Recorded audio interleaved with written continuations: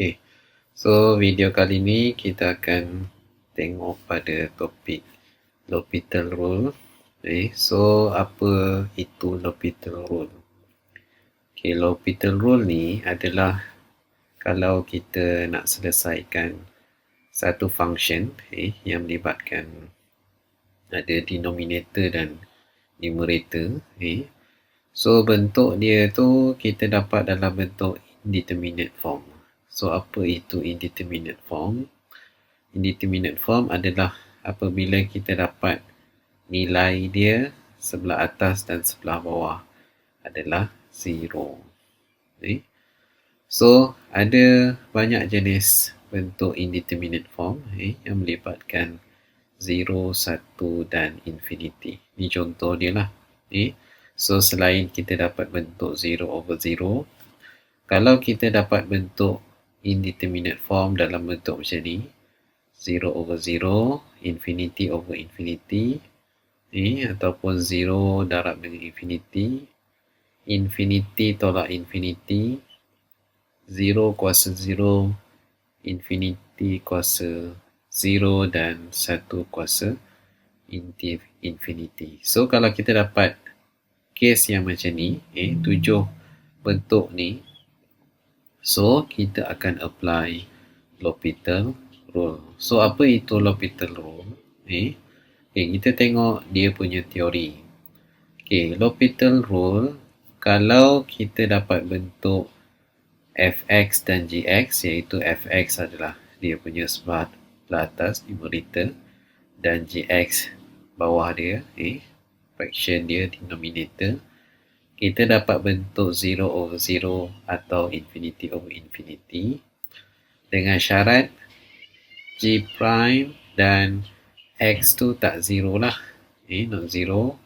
So kita akan differentiate dia.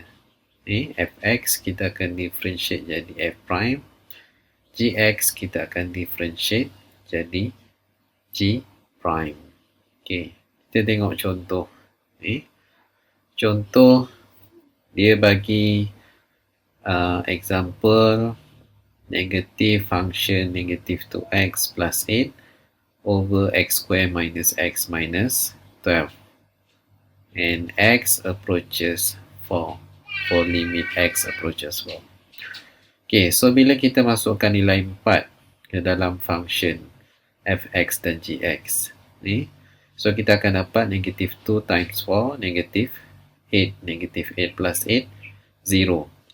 Negative 4 kuasa 2, 16, 16 tolak 4, so tolak 4 jadi tambahlah, so tambah 4. So 16 tambah 4, 20. 20 tolak 12. Ni negatif 4 kuasa 2 lah. Negatif 4, so 4 bukan negatif 4. So 4 kuasa 2, 16. 16 tolak 4, 12. 12 tolak 12, 0. So kita dapat bentuk 0/0. So di dalam bentuk indeterminate form. Jadi kita kena differentiate sebelah atas dan sebelah bawah. So kita differentiate atas, kita akan dapat negative 2. Dan sebelah bawah kita differentiate, kita akan dapat 2x minus 1. So negative 12, kosong lah.